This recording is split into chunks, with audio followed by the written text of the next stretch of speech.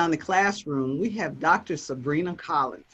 Dr. Sibrina Collins, first of all, has her credentials in inorganic chemistry, and I was so excited about that. But yes, she is also a STEM advocate, an educator, a PhD chemist as well. She spent some time at Claflin University, HBCU, woo woo, but she got her credentials from the Ohio State University, because I know that's what y'all call it. Yes. Yes, she did. And Dr. Collins' bio is like 5 pages long, but we're going to talk about Dr. Collins and the amazing things that she does and the amazing things that she's done and what her true passion about STEM education is. So welcome to Beyond the Classroom, Dr. Collins. How are you? I'm good. Thank you so much for having me. I really appreciate it. Well, yeah, let's talk. Let's talk. Where you want to get started? Well, talk about how I got started in chemistry. There we go. I want to know about that. Why in the world would you want to major in gas? So yes, let's talk about the chemistry. Where was your, ooh, I like chemistry bug? Where'd you get that? Well, I started my community college. I started my college experience in community college. Mm-hmm. And my mother, Nancy, was working as a secretary at Highland Park Community College in the nursing department. And so because she was an employee, I was able to, attend for free. Ooh. So while I was there, so if you can earn a college degree for free, get it. take advantage of that. And so I enrolled in a chemistry class for non-science majors. And I thought the class was real easy. And I said, if this is all there is to chemistry, I will just be a chemist. Drawing pictures with electrons and molecules. Yeah, I mean, you know what it was? It was the unit conversions, dimensional analysis, which is nothing but algebra. Yes. And I really like doing that. And so I earned an A in the class. I love you. That is funny. Yes, you got an A. I earned the A in the class, and it gave me the confidence that I could do the work, and so I decided to major in chemistry. Classes got incredibly harder, after that. But I had the bug, and so I'm a proud nerd, and so that's really where the bug hit. I was in this class, and I was like, "Is this it? Yes, I'll do this." We welcome proud nerds on Beyond the Classroom. That was why it was created, to have proud nerds come on and talk about their proudness and their nerdiness. Exactly. One thing I want to interject here about your original bug being the unit conversion thing is the irony of it is the United States is one of those places where you actually have to do unit conversion. I mean, absolutely. So, a lot of nations the ones that are metric, for example, don't have to go through some of the craziness we do, converting miles to kilometers and all that. Right. But dimensional analysis is important in science. And so go ahead. So you started with that. Then, and one more thing I want to say is when I took physics in high school and I caught the bug, I was like, how can they possibly stretch this out into 4 years? That's what I was thinking as a naive high school student. So go ahead. So then what happened? And so basically, I earned my associate degree from Highland Park Community College, which is now closed now. Oh. But eventually enrolled at Wayne State University in Detroit, Michigan. And at that time, I was able to get a scholarship from the National Institutes of Health. And at the time, it was called Minority Access to Research Careers. It's now called Maximizing Access to Research Careers. But nevertheless, you get a chance. For minorities? yeah, it's still for, to get historically underrepresented students, get some hands-on experience in the laboratory. And so I actually worked in the laboratory of Dr. Regina Zybuck, who's still teaching at Wayne State. And I was so excited about working in a lab and learning about, chromatography and participating in group meetings. And I started seriously thinking about earning a PhD. And at the time, I was thinking about organic chemistry because that was my experience. And so at the time, I had applied for graduate study at Wayne State University. And Dr. Zybuck said, look, we would love to have you here, but you need to go away and get a different experience, you know. And so I'm glad that she said that, because all of my family, you know, is in Detroit, you know. I did need to get away, you know, and see some different experiences. And so I applied to Ohio State, and I was so excited to actually, you know, get accepted to the program. And I actually began there in June of 1994. Okay. And I was there 5 years, 9 months, and 1 day. I counted after I turned in my dissertation how much time I had actually spent. And it was just, you know, it's a great experience. The final dissertation. The final dissertation. You have to do the edits. Exactly. You did your time, you turned in your final dissertation, and then how did you feel that day after? Because I know everybody has a unique experience, but at the same time, we're like, is it really over? What do we do now? You know, it was surreal, you know, and, but, you know, even before that, you know, thinking about the movie Hidden Figures and that scene where Taraji P. Henson has to go to the class, go to the chalkboard and prove herself. And as I watched that film, I reflected back on my own experiences of my candidacy examination, because that's exactly what it was. You know, you're going through that experience. And I wouldn't want to go through that experience again. Oh, come on now, Dr. Collins. Come on now.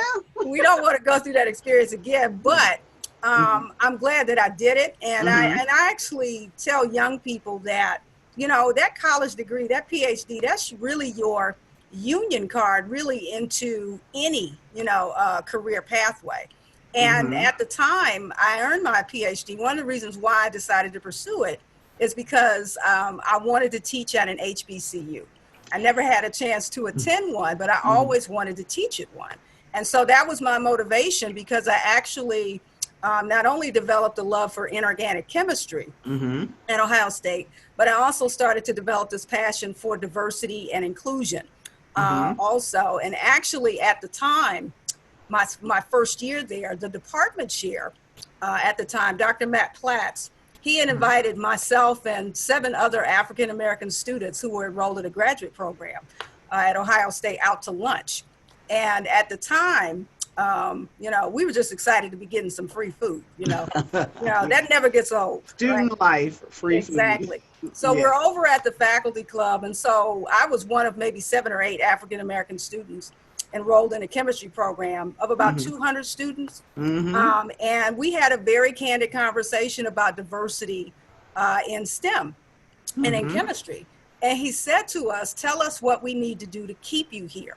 You know, and he was very sincere, wanted all of us to succeed. And since that day, I've been kind of on this journey to understand why so few women and people of color pursue a pathway in STEM. That's where the bug actually was started. And so that led me on this path to, okay, how can I combine my love of chemistry and science to get more young people, you know, to at least consider STEM. I mean, I think everybody should be a chemist.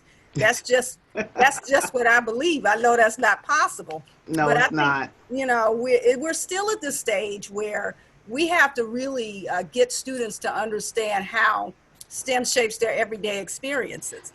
And, you know, like when we grow up, our parents and our grandparents tell us, oh, just be a lawyer or a medical doctor, because that's what they know, you know. And with those particular disciplines, you know, you can see how, okay, great. You know, if I'm a lawyer, I can make a difference as far as criminal justice reform.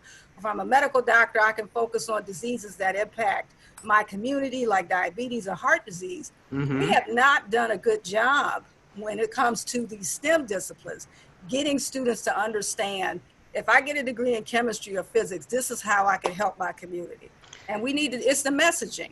It is the messaging. And the other thing that I think gets lost is the fact that you can have aspirations to be a medical doctor, and say, and from the age of 5, you have these aspirations. But when you get to that college life, you have to do those courses. Right. you're not going to be a chemist if you don't want to be a chemist, but guess what? You're going to be taking chemistry. Right. And Absolutely. so that's the part that I think is lost when the messaging is out there. And I think that's one of the things that is being lost right now with all of the push for STEM. It's not being told in a truthful and comprehensive manner. Right. These little robotic camps and stuff, and I'm not trying to diminish anybody doing robotics and coding, but they're not hitting the mark, in my opinion, with giving students the real deal.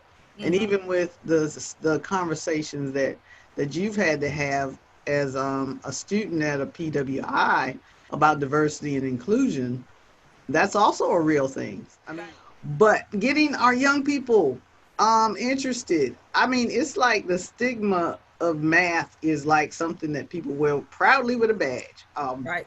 We don't like math. We can't do math. Yay for us. Let's have a parade. And it's supposed to be okay. But it's not okay. And, you know, and those of us who like it are looked down and frowned upon. Right. Y'all and that math stuff and all that technical. And don't nobody want to hear about that. And, right. you know, even, you know, I'm not even going to go there about athletics this week. But that's basically, you know, the competition. It's like, we rather do that than this. So that ain't helping the community, as you stated. It's not. It's not helping to improve the greater good. Mm-hmm. So what do you see as a strategy? Well, one of the things that I have always tried to do is use, you know, student experiences, you know, mm-hmm. to try to connect with them in the classroom. I absolutely love old school R&B and hip hop music. Mm-hmm. And several years ago, when I was teaching as a chemistry professor, mm-hmm. The iPod was a very popular music device. And I guess you could say iPods are like 8-track tape players now. Nobody uses them. I still use mine. Oh, yeah, the phone is now the iPod. Right, the phone is now the iPod. Mm-hmm. But at the time, this was back in 2010. Mm-hmm. And so I was teaching second semester general chemistry, and I was mm-hmm. focused on electrochemistry, which is not necessarily an easy topic to teach. And it's not an easy topic for students to grasp because you're talking about batteries and how they work and those kinds of things. It's visual, though. They have to be able to see it in order to understand it. Yeah. Exactly. So I walked into class one particular day and I said, okay, the title of this lecture is What's in Your iPod? Tell me who you listen to, who's in your playlist. Mm-hmm. And we started, you know, I had a chalkboard and I wrote my playlist down, which the students thought was hilarious because I told them I listen to Snoop Doggy Dogg sometimes. And the students were naming all of these artists I had never heard of. But they were very, very much engaged. Mm-hmm. And some of the students said, well, I'm old school. I listen to the Beatles. I said, okay, I know who they are, you know, and mm-hmm. they're good. And mm-hmm. Michael Jackson and this sort of thing. So they were so engaged. I said, mm-hmm. okay, so we've talked about who you love to listen to. How does the iPod work? It's got a battery, right? And so we started talking about oxidation states, you know, mm-hmm. and the anode and the cathode and balancing those redox reactions. Mm-hmm. And they were really into it. And so as a result of that, I decided to write a short paper and submit it to the Journal of Chemical Education, and it was accepted. And so that was my first taste of, you know what, I can come up with these kinds of activities to mm-hmm. engage students. You're not dumbing anything down. You just have to have some sort of hook, something to connect the students, right? You know, to understand, okay, why do I need to learn this? You know, and I don't mm-hmm. think we do a good job of letting them know, you know, you got lithium ion batteries in a whole lot of, you know, electronic devices. Mm-hmm. This is why this is important. You know? Right. And so I've developed those kinds of, you know, those kinds of activities. But even like recently mm-hmm. with the movie Black Panther, you know, that actually came out in 2018. Mm-hmm. And prior to seeing the movie, I was never really a fan of comic books. But my sister said, you really need to, you know, see this movie. So I go to the movies with two of my cousins, and I'm enjoying this movie. And it occurs to me that this fictional African nation is thriving on a production and use of vibranium. And I kept saying to myself, okay, if it really existed, where would it be in the periodic table? And I could not stop thinking about that question as I watched the movie. True scientist. Yeah, and I go home that night and I start writing out what I think this paper should look like. And I sent an email to one of my buddies that teaches in the Department of Natural Sciences here at Lawrence Tech. I said, hey, have you seen this movie? And would you ask this question on your next general chemistry exam? And she did. And we found out who the Marvel comic fans were in the department. And we submitted it for publication. And I was actually reluctant to submit it because I wasn't sure if the editor would even send it out for peer review, but they did, and we got some great reviews. And I shared it on Twitter. And to my surprise, it exploded on Twitter. We started getting all of these kudos for what we were doing. And one of the key points that we do make in this paper is that Black Panther provides the opportunity to talk about the important contributions of women and people of color in STEM, if you think about the Shuri character. And so a lot of young people resonate with that. Here she is, young and this genius with technology, and she's leading these advances for for an entire country. So, I'm just trying to find ways to do that. And we've since followed that up. There's another paper that was published last year where students can make their own vibranium solutions. But actually, they are focusing on cobalt and copper. In the lab, and they give you some really you can make some really beautiful solutions, purple and blue, which you see in the movie, and it gives them a chance to learn about real metals, on the periodic table. But we've created workshops for high school students and middle school students where they are able to develop creative posters where they talk about where they think this fictional element actually exists. And here's the thing, all we were trying to do was leverage the popularity of the movie to get students to think seriously about the periodic table. I actually think that's more fun than going through the traditional way of teaching the periodic table. The thing is, we're telling, the students are learning about the periodic table. We're just not telling them that's what they're doing. They're sitting there thinking, okay, I'm going to really figure out where this vibranium would actually exist, where would it fit? It becomes competitive at that point, and also creative, as opposed to academic or scholastic. It's now not homework; it's a game. And one of the funny things about it, when we do this with high school students, and they came up with some really creative posters. High school students want to list absolutely everything they know. They want to demonstrate their knowledge base on a poster. Middle school students only focus on how pretty the poster looks. And these kids were having some spirited conversations about colors, and this should look this way and this should look that way. But they were all engaged, and each one of the teams presented where they thought the element should actually be. So I think we really are on to something. Yes, you are. And you had academics and you had graphic artists. And, exactly. And because anytime we do these workshops, there's always students that have this wonderful artistic ability. They love to draw and sketch. So, it's important to bring in all of those disciplines, and these students, they have so much talent. And what we've since done is extend this to other humanities fields. For example, we collaborated with faculty in the Department of Humanities, Social Sciences and Communication, where we actually had a seminar focused on Frankenstein today. And because in 2018, that was the 200-year anniversary of Mary Shelley's novel Frankenstein. Wow. And the thing is, the novel is over 200 years old. How are you going to make it relevant to a student today? You make it relevant by connecting it to their experiences. And we had about 90 high school students on our campus that were enrolled in an AP literature class in high school, and they were required to read Frankenstein as part of the course, and they had to write an essay. But I had a chance to ask the students if they at all considered, did they think that the relationship between Black Panther and Eric Killmonger somehow mirrored the relationship between Frankenstein and his creature in the novel. And a light bulb just went off. And they were like, oh yeah, they were both abandoned by their communities and this sort of thing. And so another faculty member had mentioned, talked about the Avengers, you know, and those kinds of things. And so the students were really resonating. So that's what we have to do.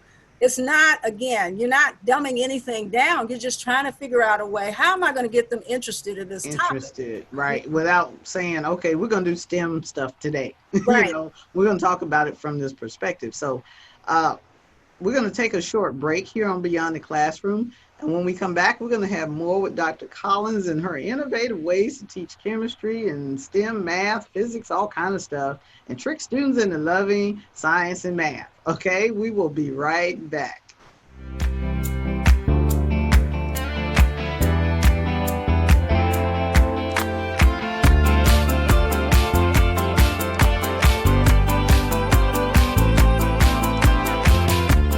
Describe one word about me. Is unconventional. My whole life is unconventional. So I made the decision to graduate high school at the age of 15 in September 17, 2007. It was tough. It was tough and tiring. So I really had to buckle down and really just grind. Jalal Hayes. I became the youngest PhD to graduate with an applied chemistry degree from Delaware State University. I am Dr. Jalal Kill Hayes, and I'm a research chemist and educator.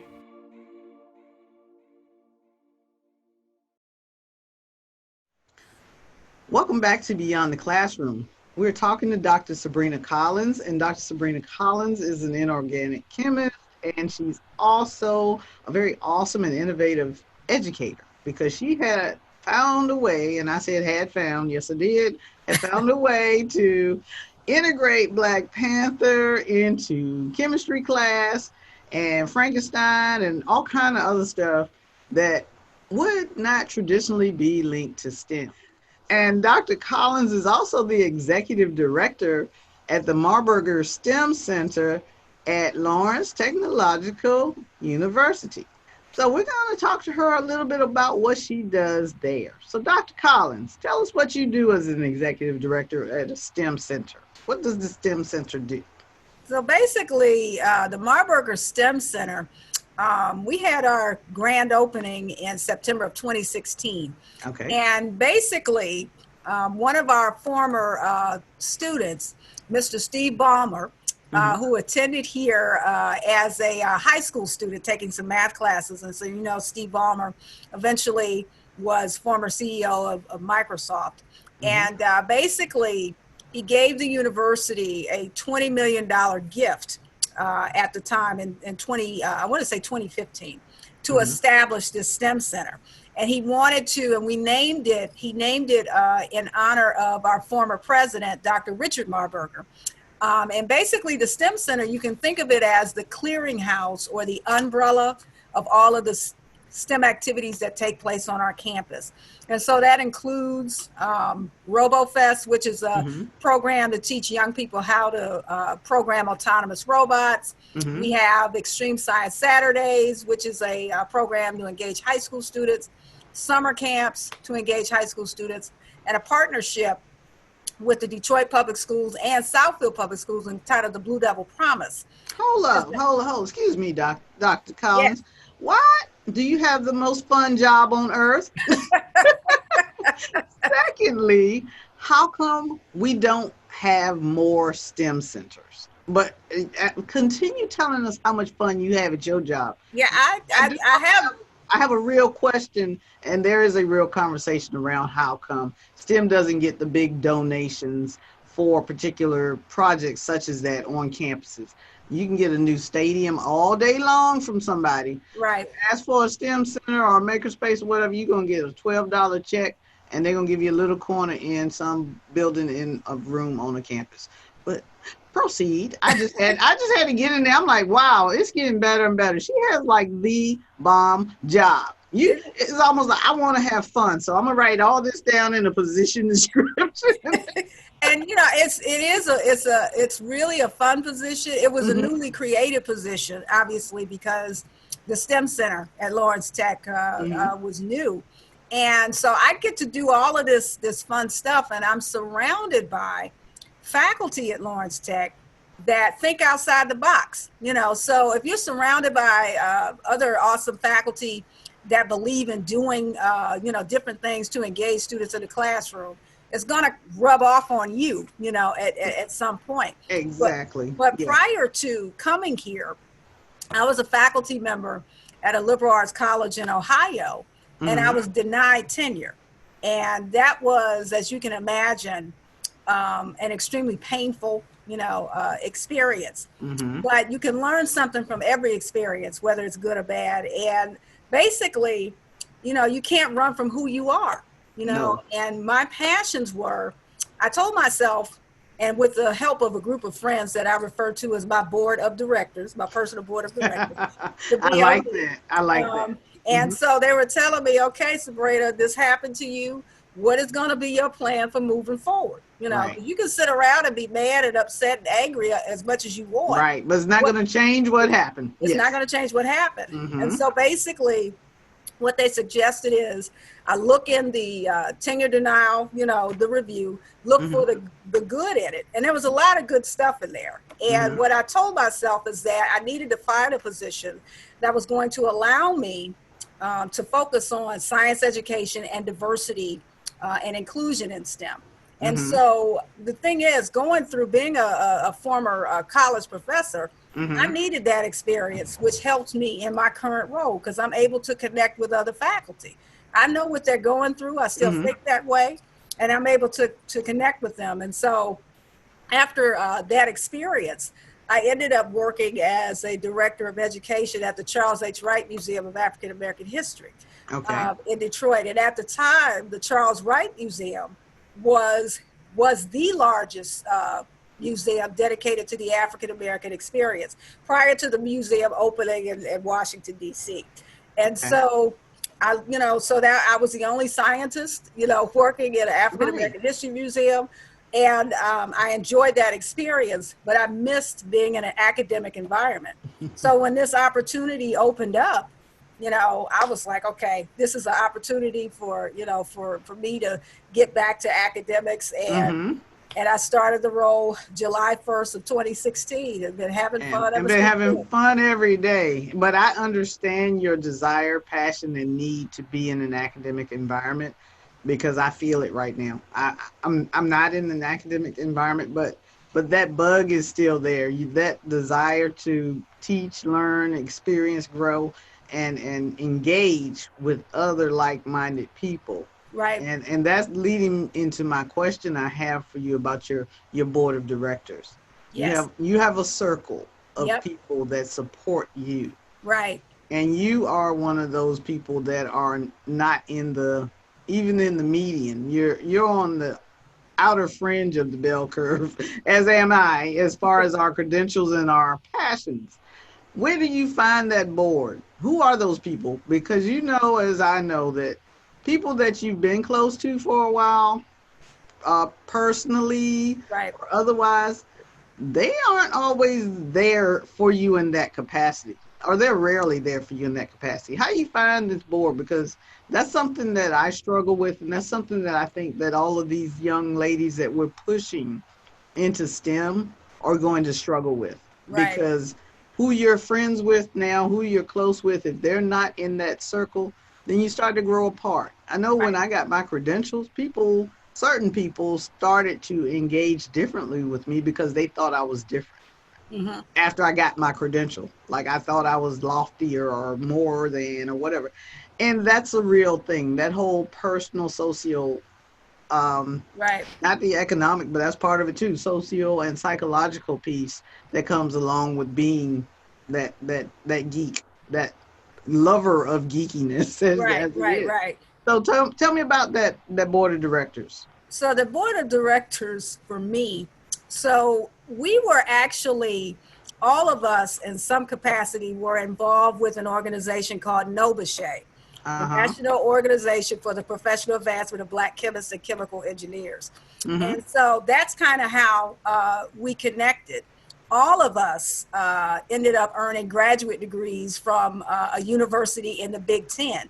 And we just developed this long friendship, 20 plus years of knowing each other and looking out for each other and, you know, and talking to each other, basically getting advice. It's really it's a safe space for us, you know, because a lot of times, you know, when you're afraid to really express how you really feel because you're worried about being judged. There's no judge. It's a no judgment zone. Exactly. You know? And people understand, they understand what you do. Right. And then that's key too. They understand what we do, what we're actually doing. And we celebrate the highs, you know, those milestones, and we provide genuine support when we're going through challenges. And with the, you know, with the whole tenure denial thing for me, you know, so what ended up happening, I was feeling pretty, you know, pretty down about it. And one of my friends from the board says, okay, she says, what are you doing? And I said, I'm sitting here watching Young and the Restless, because we were on spring break at the time. And I love Young and the Restless, but I digress. So they've been on for 100 years. They've been on for 100 years. Is Miss Chancellor still alive? Nope, Miss Chancellor passed away long time ago. But but if, you know, so I was doing that. She said, turn off the TV, and I want you to look at that tenure denial and find, you know, look in that review and find something good about it. And I was really glad that she did that. That's when I got out of this rut that I was in, that funk. And so, yeah, so we, you know, like I said, we really, really support each other. And so I really think that, you know, students, when you're going to these conferences and you meet other individuals like yourselves, connect, you know, that expand that network and connect those friendships. Yes. But even in addition to my board of directors, I have a whole lot of mentors, you know, as well. So, and I have mentors outside of my institution, you know, outside of my department. That's key too, because a lot of times when you're trying, you know, dealing with something challenging or whatever, you need somebody outside your department or institution to offer you a different perspective on how to look at things, you know. And so that, you know, so I think, you know, students really need to take advantage of the fact, okay, you're going to a conference to present a paper or whatever, use that to network, meet other individuals like yourselves, connect with faculty or others in industry, and build that network. So I have a huge network of people, and I'm the type of person, I don't have a problem emailing anybody. Say, hey, my name is Sibrina, and I read about this, and we have a conversation about X, Y, and Z. And that's really how, you know, I really think that's really helped me in my career. That network and who you connect with is really important. It is, and understanding and making sure that they are genuine. Right. Because a lot of people are not genuine. That's true. They will want to connect with you because they think you can do something for them.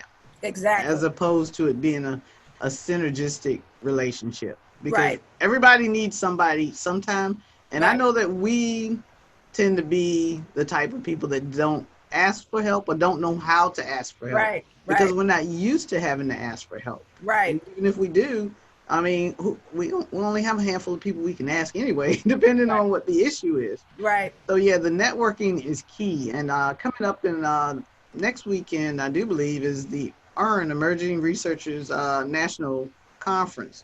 And that's sponsored by AAAS. Is Dr. Wagstaff on your board?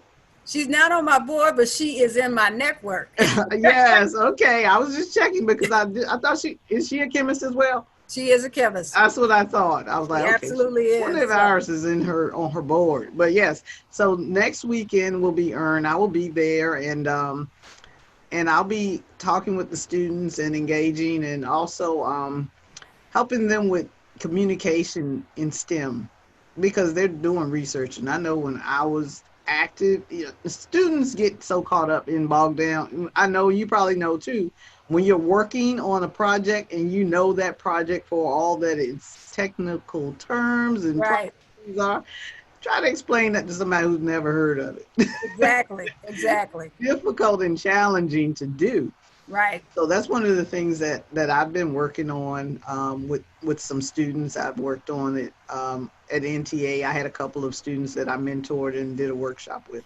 So there's so many components to what STEM and research are. Right. And getting them engaged. And I know that your students that you work with at the center do different disciplines. I'm assuming that all of the STEM or the natural sciences, applied sciences, I hate referring to STEM as majors when it's breaking down. It's like there are different categories under that. Right. So all of those different students from those different concentrations come together at your center, and how do they work together? Well, one of the things that we do, we have an ambassador program. Because we can't do all of this wonderful work without our awesome students. Yes. And so basically, paying students to deliver workshops, go out and visit classrooms and middle schools and y'all pay them too? We pay them to do that. Oh my golly, gee, y'all do have Wakanda up in your STEM center. We pay them to do that. It's a small stipend, but it's it's an incentive. But it's not just the small stipend. It's an opportunity for them to list this on their resume as experiences with classroom instruction and curriculum and those kinds of things. Right. We could provide letters of recommendation and support for graduate school or jobs. So it's very beneficial for them. But one of the things that we actually did, I collaborated with the student. Her name is Marie Ann Torres Lopez, who was a recent graduate of Lawrence Tech in media communications. Okay. And so basically, she was hired by the STEM Center to write press releases on our activities, which we post on our website, so we can let the community know what we're doing. And so, but for years, I have published and researched articles about the important contributions of women and scientists of color, and publishing these articles and giving presentations. And one day I asked her, I said, can you take some of these articles that I have published, can you turn them into a documentary? And she did, so basically she used 3 of my articles focused on Alice Augusta Ball, she was a chemist, and she discovered the first treatment for leprosy in the early 20th century, the first viable treatment. And another was Dr. Evelyn Boyd Granville, who's still alive. She's a mathematician, did a number of calculations for NASA, so she's a hidden figure as well. And finally, Dr. Jill Plummer Cobb, who was a cancer researcher, biologist, and eventually became president of California State University, Fullerton. And so basically, she took those 3 articles and made this documentary entitled Women Untold. And it's a 30-minute student film, so it's 10-minute segments on each one of these amazing trailblazers. And one of the things, and what she did, she assembled a team of students working in architecture and design. So we had a student actually create a poster to promote the film. We had students doing voiceover work, producing and all kinds of things. So it's a 30-minute film, and we're actually using it as an educational tool. Where can we find it? It's on YouTube. And if you go to YouTube and type in Women Untold, the link will pop up. Okay. But a middle school science teacher here near the school, Levy Middle School, her name is Miss Chris Austin. So she's used the film in her classroom. And so basically, she shared with me a poster that one of her 8th graders created about Jill Plummer Cobb after watching the film. And so this is exactly, what I would like to see happen. So the thing is, because students need to be able to connect with someone, develop that science identity, that sense of belonging, and you're able to do that with this film. So it's almost like she brought my articles to life, and I really, really appreciate it. Well, that's amazing. And having the capability to exercise those talents, because what has been traditional for those of us in the pure sciences, applied sciences, but particularly the pure sciences, is that you're supposed to just stay laser focused in that one discipline. You know, having multiple talents or trying to integrate other stuff in has traditionally been frowned upon, but right. Now moving forward, if you know organic or inorganic chemistry, either one, and media, or how to convey that information and distill it down and do videos or whatever, right. or write about it and then do videos or animations or whatever, that's now the trend. So right. those of us who came up through the ranks prior to it being okay to be interdisciplinary, right. How is that transition working for the generation before your student and the generation before, like our age? Because everybody isn't as visionary as you are. Everybody isn't as open to new and change and all of that. So do you get pushback from faculty on some of those things, as far as like what's she doing media? She's supposed to be doing science. I mean, I haven't really gotten a lot of pushback, but you've seen it. But I have seen it. I have seen the pushback. And for example, I absolutely love history. I love history. And I really think that scientists, we're historians too, in the sense that we tell stories through the molecules that we study, or the systems, models that we're focused on. And I just had this love of history. And so for years, whenever I would try to teach, whenever I would teach, when you look in a science book, and in the margins, they have pictures of the pioneers in whatever discipline, chemistry, physics, about theories that were established so many years ago. And it occurred to me, I could probably put, have little, just mention or show an image of a person of color or a woman that actually did something in that field. And so I was always, trying to incorporate history of science, if you will, into what I was doing. And someone had mentioned to me, one of my mentors recently said to me, Sibrina, do you know, for years, that is what you have been doing, trying to bridge chemistry and history. But I never saw it that way. It was just something that I just felt like I had to do, and I needed to be, you're absolutely right. You have to be in a place that embraces that that's what you're trying to do. Yes. And, and I think amazing things happen when scientists and folks in the humanities fields can engage on a project to really reach students. That's beautiful. And we really need to encourage, that type of collaboration. So you're right.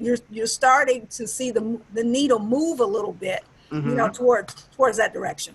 Yes. And one of the things that I see as a direct connect to me when I'm writing or creating content for courses, I like to take the terminology and link it to the etymology. What is this word, the origin of the word congruent, for example, or matching, Latin for whatever, I forgot. But, you can break it down and say with, and then, congruent means the same. So, or similar. Right. As far as proportions are concerned. So, breaking down the meaning of the word should help linguistically and with your language arts. Right. And also, it should help with your understanding of the concept. Right. If you can break down the terminology, like trigonometry, for example, the study of triangles, three in geometry. Right. So, that type of stuff I think is helpful as well. So if we bridge the chemistry and the physics and the history and the linguistics, girl, we gonna have something right there. For real. I mean, but that's the unfortunate thing about the Common Core stuff, because we can't do any of the fun stuff in the K-12 space. We can't do that unless we catch them on Saturday. Yep, that's true. Or a week in the summer, or 2 weeks in the summer. And I mean, it's just like the system says we want this, but we're not gonna make it easy for y'all to get it. And it's, what's interesting, when you're talking about K-12, because we collaborate with some amazing teachers that, and one of the things that we do though, when we work with teachers, I think oftentimes people that have no experience with K-12. They have no idea what it's like to be a teacher. Think they have all of the solutions, to how they can fix K-12. When really what you should be doing is asking the teacher, what's working well for you and how can I help you in the classroom? And we have to respect teachers. They have a very difficult job. They're not paid very well. And you expect them to work miracles, and and so when we work with these teachers, we try to ask them, what do you want help with? How can we support you in a classroom? So not just going in a classroom, just doing anything. How does it relate back to what that teacher has been trying to instill in these students? That's really the best way, to do it.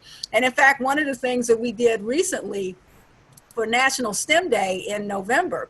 So we have a newly hired STEM outreach coordinator, named Jacqueline Smith.